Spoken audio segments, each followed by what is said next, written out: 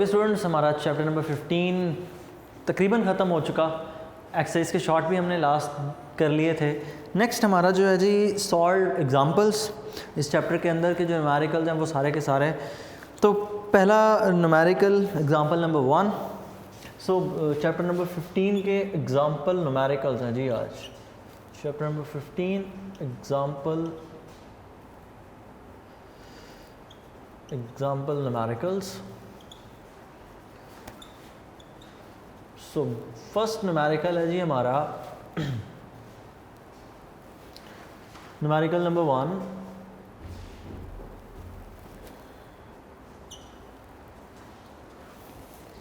सो chapter number 15 के numericals example के पहला numerical, a metal rod of length 25 centimetres. Length आपको गिवन है L is equals to 25 centimetre. Centimetre को convert करें मीटर में तो L is equal to 25 centimetre 25 into 10⁻⁻² metre is moving at a speed of 0.5 metre per second. इसकी velocity है 0.5 metre per second in a direction perpendicular theta is equals to 90 degree to the 0.25 Tesla magnetic field B 0.25 Tesla. Find the EMF produced in the rod के अंदर EMF की value कितनी है ये हमने find करनी है। तो रिक्वायर्ड है जी वैल्यू ऑफ EMF। टॉपिक कौन सा है? कॉइल मूव कर रही है, ऑब्वियसली मोशनल EMF। तो अगर मोशनल EMF है तो हम इसके सोल्यूशन को कुछ यूँ लिखते हैं,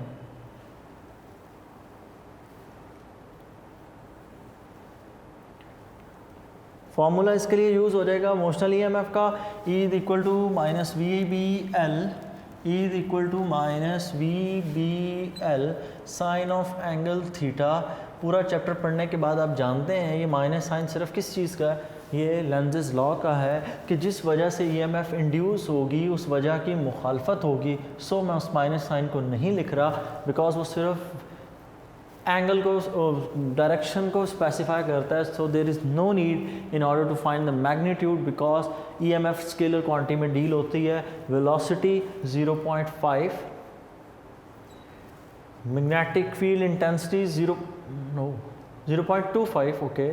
length of the conductor that is 25 into 10⁻², 25 into 10⁻²। Sine of angle theta that is 90 degree. Sine 91 multiply कर देते हैं, 0.5 मल्टीप्लाई बाय 0.25 मल्टीप्लाई बाय 5 और साइन 91। तो ये हमारे पास आंसर आ रहा है E is equal to 0.03125 volts. तो ये होगा जी हमारे पहली एग्जांपल 0.03125। जी हाँ, अगर आप चाहें तो इसे साइंटिफिक नोटेशन में लिखें तो आपका आंसर ठीक आ जाएगा। ठीक है, साइंटिफिक नोटेशन में इसको आगे कन्वर्ट किया गया है, there is no need of that. Next आ गया जी हमारा न्यूमेरिकल नंबर 15.2। तो 15.2 न्यूमेरिकल की जो एग्जांपल है ना ये है फैराडेज लॉ की। तो उसी हिसाब से इसको फिर जहन में रखिएगा कि फैराडेज लॉ का हमने फार्मूला यूज़ करना है 15.2। और डाटा बनाते वक्त ध्यान से, जितना मुझे याद पड़ता है इसमें थोड़ा सा मसला था स्टेटमेंट के अंदर ना, एक नई वैल्यू आपको गिवन है। Loop of wire is placed in a uniform magnetic field that is perpendicular to the plane of the loop. Perpendicular to the plane of loop है तो मैं इस थीटा को वक्ती तौर पे लिख रहा हूँ 90 डिग्री। अभी आपको क्लियर हो जाती है इस बात का मतलब क्या है। The strength of the magnetic field is 0.6 tesla. B is equal to 0.6 tesla. The strength the area of the loop begins to shrink. मतलब हम जब फैराडेज लॉ को यूज़ कर रहे हैं तो हम एरिया को कम कर रहे हैं, और एरिया कितना कम हो रहा है at the rate of 0.8 metre square per second. तो ये 0.8 मीटर स्क्वायर ये एरिया का यूनिट, और पर सेकंड किसका यूनिट, टाइम का। तो मतलब ये आपको गिवन है change in area with respect to time which is equal to 0.8 metre square per second. Confuse नहीं होना, यूनिट देख के कंफ्यूज नहीं होना, मीटर स्क्वायर एरिया का unit, second per second time का, तो area divided by time. What is the magnitude of EMF induced in the loop, कि इस लूप के अंदर मैग्नेटिक फील्ड की वैल्यू, EMF की वैल्यू कितनी इंड्यूस होगी। तो एक चीज़ और गिवन है, लूप, लूप उसने कहा ना, एक लूप है, तो number of turns of the coil 1, और रिक्वायर्ड आपसे क्या है, you have to find the value of EMF। Data हो गया, उसके बाद आ जाए सॉल्यूशन पे। अब यहाँ पर एक बात जहन में रखिएगा, स्टेटमेंट के अंदर लिखा गया है इस perpendicular to the plane of the loop. Plane of the loop की अगर बात हो तो ये बात जहन में रखनी है कि आप यहाँ पर फॉर्मूला पुट करते हैं फ्लक्स का, तो आप प्लेन ऑफ द लूप की बात नहीं करते, आप एरिया वेक्टर की बात करते हैं। और एरिया वेक्टर के साथ अगर हम एंगल देखेंगे तो वो कितना बनेगा, दैट विल बी पैरेलल।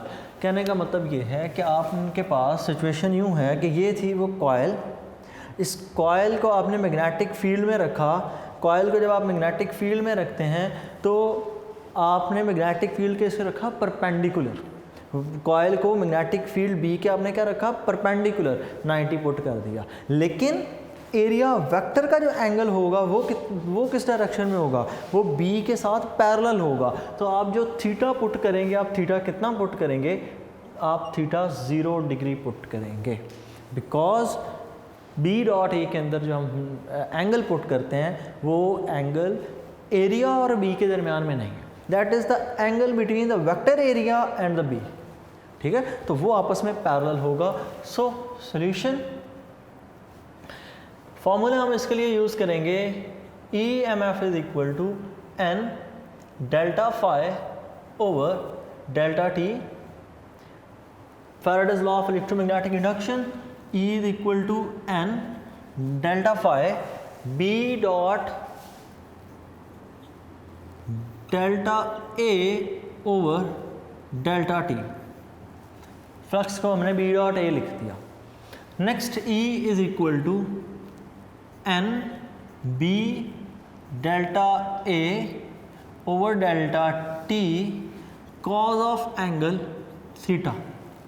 अब पुट करते हैं वैल्यूज़। सो वैल्यूज़ पुट करें, E is equal to N1, B की value 0.6, change in area with respect to time 0.8, 0.8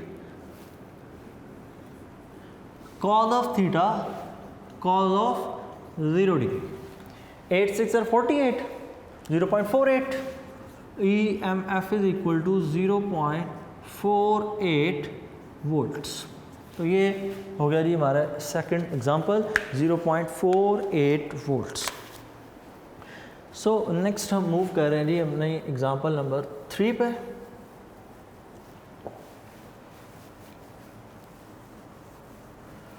so next आ गई जी एग्जांपल नंबर 3। एग्जांपल नंबर 3, दो कॉइल्स अगर यूज़ हो जाएं तो अंडरस्टूड है, आपने ये बात ज़हन में रखनी है, that is the topic of mutual induction, और म्यूचुअल इंडक्शन का ही फॉर्मूला आपने यूज़ करना है। So an EMF of 5.6 volt is induced in a coil, के कॉयल के अंदर EMF आपने इंड्यूस की 5.6 वोल्ट। तो कौन सी कॉयल में EMF इंड्यूस हुआ करती है, सेकेंडरी में, तो आप लिखेंगे secondary EMF is equal to 0.6 volts, sorry 5.6 volts।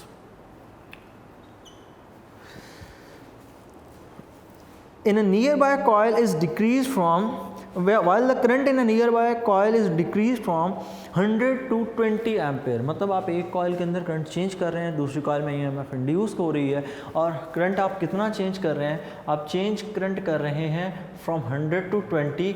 So 100 minus 20 is equals to 80 ampere. ये करंट कितना चेंज हो रहा है, करंट 80 एम्पेयर चेंज हो रहा है in 0.02 seconds time, 0.02 seconds.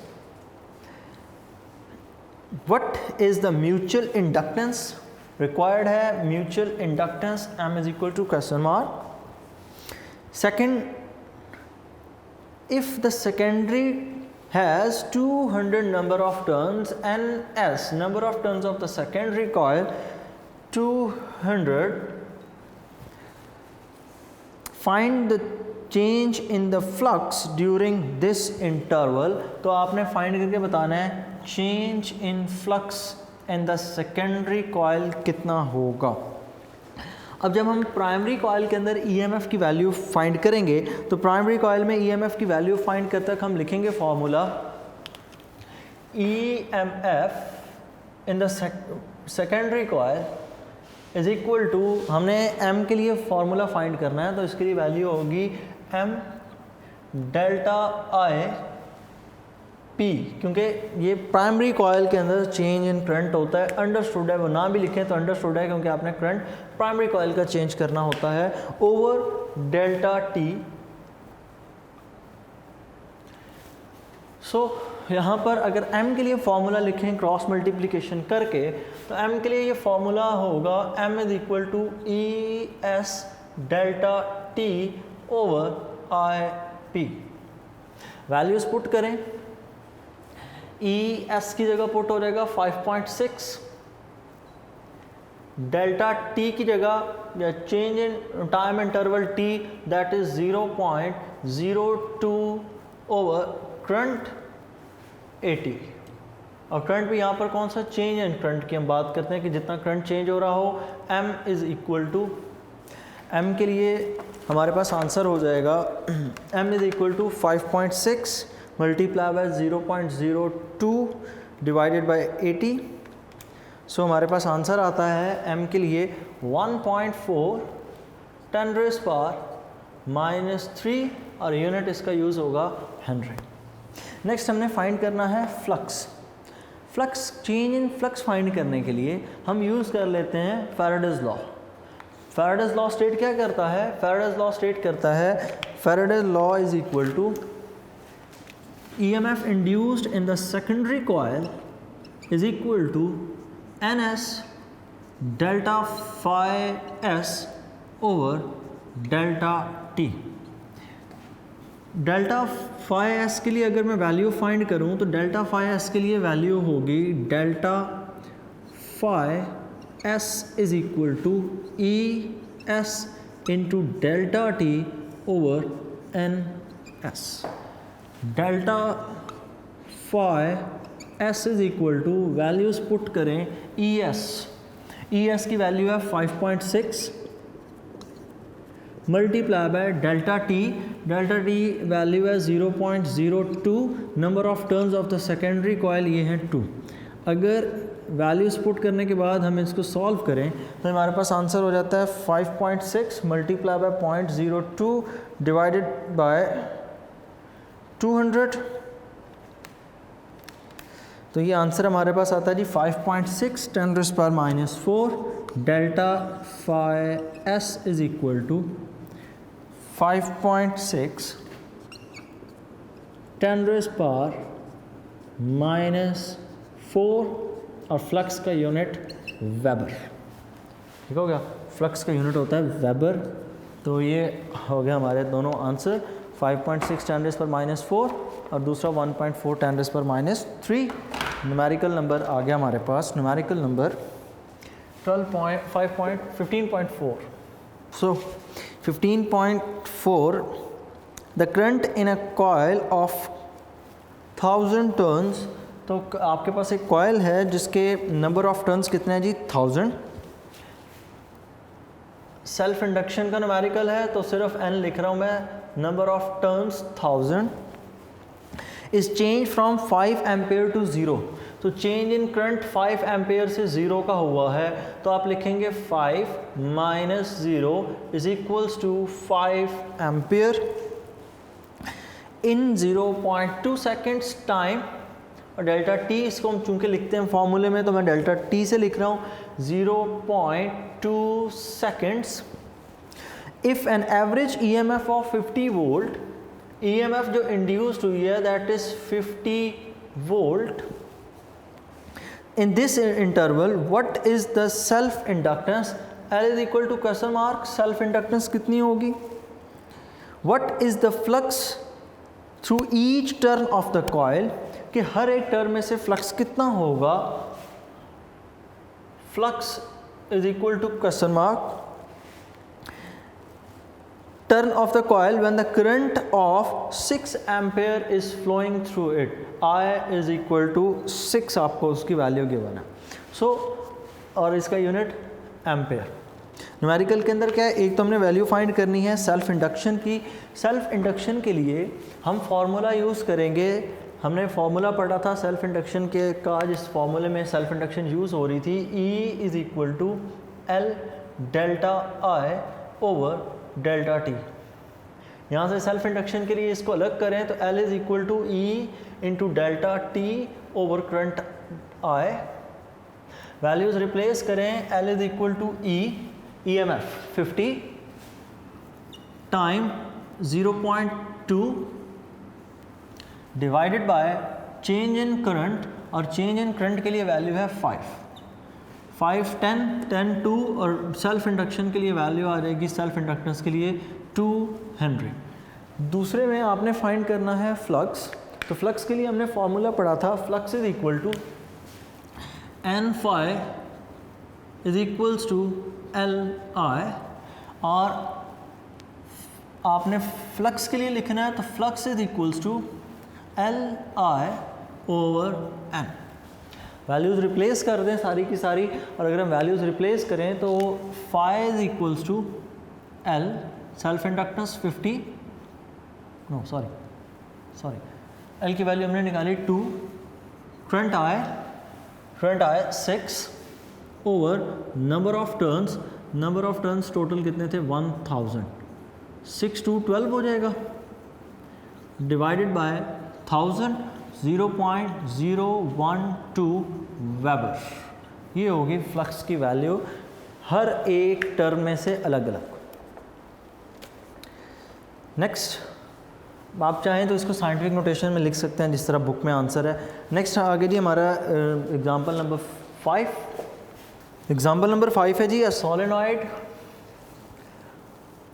Coil 10 centimeter long. एक सोलेनॉइड की जो कॉयल है उसकी आपको लेंथ गिवन है दैट इज़ 10 सेंटीमीटर, और length 10 centimeter. L is equal to 10 centimeter. इसको मीटर में चेंज कर लें. मीटर में चेंज करके होगा 0.1 meter, 1/10 part of a meter. Has 90 turns per centimeter, sorry has 40 turns per centimeter. तो उसके जो नंबर ऑफ टर्न्स हैं वो हैं 40 टर्न्स पर सेंटीमीटर. ठीक हो गया ना, 40 टर्न्स पर सेंटीमीटर के हर एक सेंटीमीटर में 40 टर्न्स हैं. तो आप number of turns in metre find करें तो सेंटी को ख़त्म करने के लिए हमें 100 से मल्टीप्लाई करेंगे, और अगर हम 100 से मल्टीप्लाई करें तो ऑब्वियसली 4000 टर्न्स होंगे पर मीटर. हर एक मीटर के अंदर 4000 number of turns. When the switch is closed, the current rises from 0 to its maximum value of 5 ampere. Change in current जो आ रहा है आपके पास, change in current is 5 ampere. 5 minus 0 is equals to 5 ampere. In 0.01 second, time आपको given है t is equal to 0.01 second. Find the energy stored in the magnetic field if the area of the cross section is 28 centimeter square. area आपको given है 28 centimeter square. Double है ना, senti 10-2 तो 28 into 10⁻⁻4 metre square. Find क्या करना है, find the energy. E is equal to 1/2 Li square. तो हमने फार्मूला यूज़ करना है 1/2 Li स्क्वायर. तो हमें वो चूँकि आपको सेल्फ इंडक्टेंस की वैल्यू नहीं गिवन, ये जो Li ये लेंथ है, ठीक है, इसको आप सिंबल चेंज कर लें कहीं सेल्फ इंडक्शन के साथ, आप मिक्स ना कर दें. यूनिट मीटर है, लेंथ अंडरस्टूड है. सो हम इसके लिए फार्मूला यूज़ करेंगे L is equal to mu naught n square A into L. ये फॉर्मूला हमने पढ़ा था जब हम फाइंड कर रहे थे energy stored in an inductor के अंदर। और अगर हम यहाँ पर वैल्यूज़ पुट करें तो L is equal to mu naught 4 pi 3.14 10⁻⁻⁷, ये म्यू नॉट की value, n square 4000 square, area 28 into 10⁻⁴ और length L that is 0.1। L is equal to, multiply करते हैं इनको, 4 multiply by 3.14 multiply by 10⁻⁷ multiply by 4000 square multiply by 28 10⁻⁴ multiply by 0.1, तो ये हमारे पास आंसर आता है 5.626 10⁻³ यूनिट हेनरी। नेक्स्ट हमने फाइंड करनी है एनर्जी के लिए हम फॉर्मूला यूज़ करेंगे E is equal to 1/2 Li square. E is equal to 1/2 length of the conductor, self inductance 5.6 two और करंट की वैल्यू 5 स्क्वायर,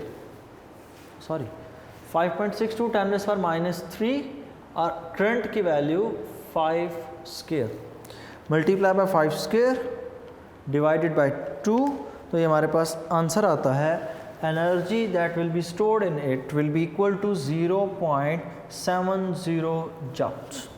सो ये हो गया हमारे पास एनर्जी 0.07 जूल्स, और अगर 0.07 जूल्स, ठीक है। और अगर आप इसको साइंटिफिक नोटेशन में करें तो 7 इंटू 10⁻⁻² बनती है। नेक्स्ट 15.6, यस 15.6,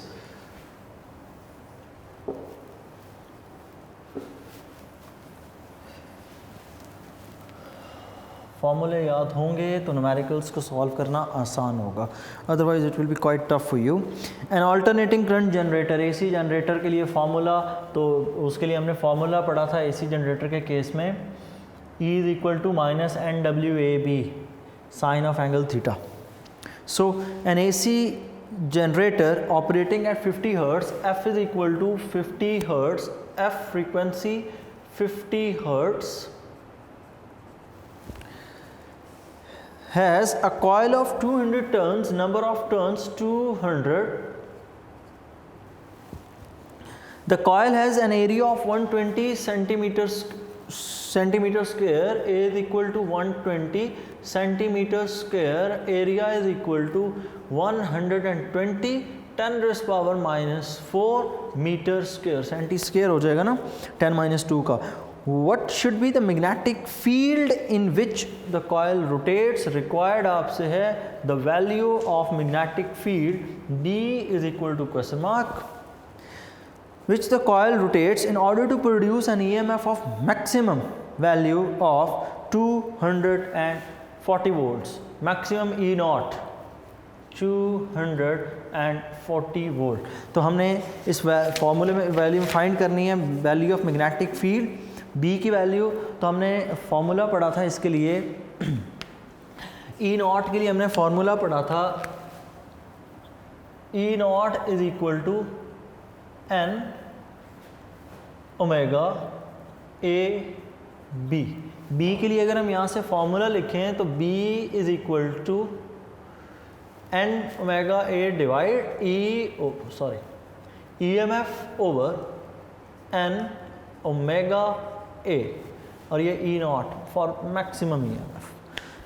ओमेगा की जगह हम पुट कर देंगे omega is equals to 2πf। So B is equals to E naught over N 2πf into A। B is equals to E naught. E naught की value 240, number of turns n 200, 2 multiply by 3.14 multiply by frequency f 50 multiply by area of the coil, and area of the coil is 120 10 raised power minus 4, 120 10 raised power minus 4, 240. So B is equal to, values put करें तो हमारे पास answer आएगा 240 divided by 200 divide by 2 divided by 3.14 divided by 50 divided by 120 10 rays power minus 4, तो ये हमारे पास answer आता है 0.318 और इसके लिए यूनिट यूज़ होगा Tesla, magnetic field intensity unit का यूज़ होगा जी टेस्ला। लास्ट न्यूमेरिकल है जी, नहीं लास्ट नहीं, seventh example number 7।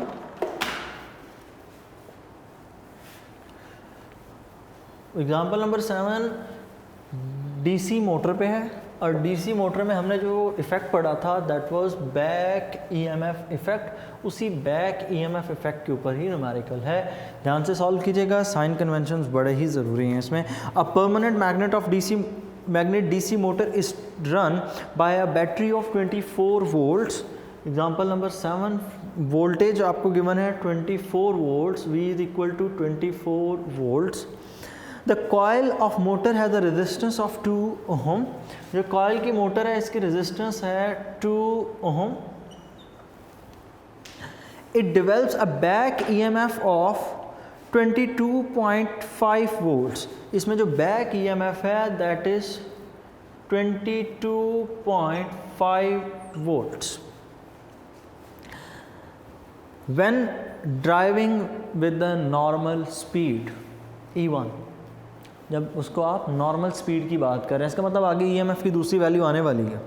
What is the current when the motor is just started up. What is the amount of current when the motor is just started up, कि जैसे ही आप motor को start करेंगे तब current की value कितनी होगी। Current की वैल्यू तो बाद में देखेंगे ना, पहले तो ईएमएफ की वैल्यू डिसाइड करेंगे, वो तो ज़ीरो होगी। क्यों ज़ीरो होगी? जैसे ही आपने मोटर को ऑन करना है उसी वक्त तो बैक ईएमएफ नहीं हो जाएगा इंड्यूस। बैक ईएमएफ तो तब इंड्यूस होगा जब मोटर घूमना शुरू कर देगी, उसके बाद जब कांस्टेंट वेलोसिटी अटेन करेगी तब की बात हमने देखनी है, तब वो 22.5 है। शुरू पे तो ज़ीरो होगा, तो इस केस के तो हम ज़ीरो पुट कर रहे हैं। Find the current when motor is running at the study speed, तो इसको हम I2 कह देंगे, और दूसरा हमने फाइंड करना है I1 is equal to question mark.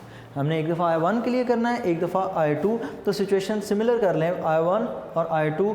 I1 जब आप लोग स्टडी स्पीड की बात कर रहे हैं, और I2 जब हम किसके लिए बात कर रहे हैं, जब when the motor is just started up. हमने फार्मूला इस केस के लिए पढ़ा था, हम इस केस के लिए फार्मूला पढ़ते हैं I is equals to V minus E divided by R। I is equal 1 I1 when it is moving with a normal speed। मैं नॉर्मल स्पीड की बात कर रहा हूँ। V की वैल्यू कितनी है? V की वैल्यू 24। नॉर्मल स्पीड पर EMF E1 कितनी वैल्यू पुट होगी? 22.5 divided by resistance R that is 2 ohm।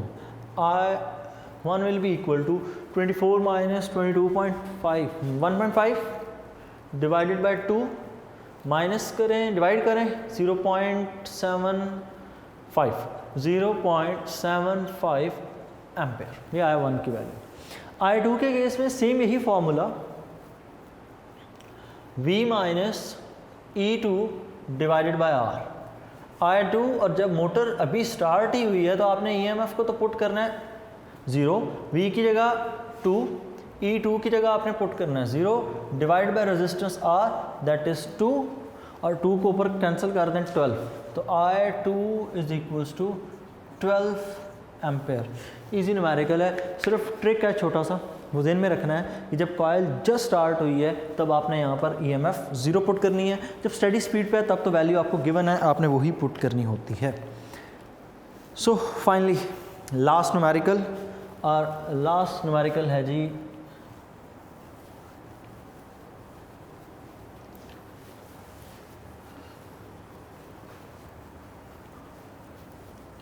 Transformer पे होना चाहिए जी। Transformer, the turns ratio of the step up transformer is 50। Turns ratio आपको गिवन है स्टेप अप ट्रांसफार्मर की 15.8 NS/NP। स्टेप अप ट्रांसफार्मर है, number of turns of the secondary should be greater, तो इसीलिए मैंने इसको लिखा 50 और ओवर अंडरस्टूड है 1 है। रेशियो की बात हो रही है ना। A current of 20 ampere is passed through its primary coil. Primary coil में जो करंट है IP is 20 ampere at 220 volts. Primary volt आपको गिवन है 220 volts. Obtain the value of voltage in the secondary coil by assuming that the transformer to be ideal one. कि transformer को आपने consider करना है आइडियल, तो हमने फाइंड क्या करना है, obtain the value of voltage and the current. Required हमसे दो चीज़ें हैं, सेकेंडरी कॉइल के अंदर आपने वोल्टेज और करंट फाइंड करना है। VP is equal to question mark, sorry secondary coil VS is equal to question mark, IS is equals to question mark. Secondary voltage and secondary current हमने find करना है। So simple इसमें formula use होगा, और formula कौन सा use होगा, NS/NP is equal to VS/VP। So VS पहले फाइंड कर लेते हैं। VS/VP is equals to NS/NP। Values put करें, VS/VP, VP 220 पुट होना है, VS/220 is equals to NS/NP 50। VS is equal to 50 के साथ मल्टीप्लाई कर दें 220 को, 50 मल्टीप्लाई बाय 220, 50 मल्टीप्लाई बाय 220, ये हमारे पास आंसर आता है 11,000। So VS is equal to 11,000 volt. Understood ही था ये कि ये आंसर VP से बड़ा आना है, क्योंकि स्टेप अप ट्रांसफार्मर है ना, तो ऑब्वियसली आंसर बड़ा ही आना था। दूसरा आपने फाइंड करना है IS, आइडियल ट्रांसफार्मर। उन्होंने कहा आइडियल ट्रांसफार्मर वो होता है जिसमें प्राइमरी पावर सेकेंडरी पावर के इक्वल होती है। तो IS VS secondary power, IP VP primary power, both are equal, so IS will be equal to IP VP over VS. Replace the values, IS is equal to IP और IP की value है given हमें 20,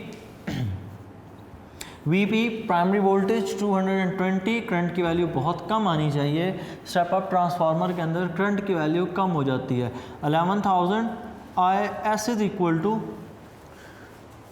20 multiply by 220 divided by 11,000, तो ये हमारे पास answer आता है 0.4 एम्पेयर। सो ये हो गई हमारे पास आंसर जी सेकेंडरी कॉइल के अंदर करंट। तो ये थे जी हमारे न्यूमेरिकल एग्जाम्पल न्यूमेरिकल्स चैप्टर 15 के। नेक्स्ट जो हमारा लेक्चर होगा उसमें मिलेंगे चैप्टर 15 के एक्सरसाइज के न्यूमेरिकल्स। तो एग्जाम्पल से एक बात का तो अंदाज़ा आपको हो चुका होना कि अगर आप फॉर्मूले अच्छे से याद नहीं करते ऑब्वियसली आपके लिए मसाइल होंगे। तो नेक्स्ट वाले जो एग्जाम्पल चैप्टर के न्यूमेरिकल्स हैं एक्सरसाइज के, वो बिट ट्रिकी दैन दीज, तो इसलिए उनको ज़रा एहतियात से करना है हमने। तो फार्मूले अपने याद करके रखें। अल्लाह हाफ़िज़।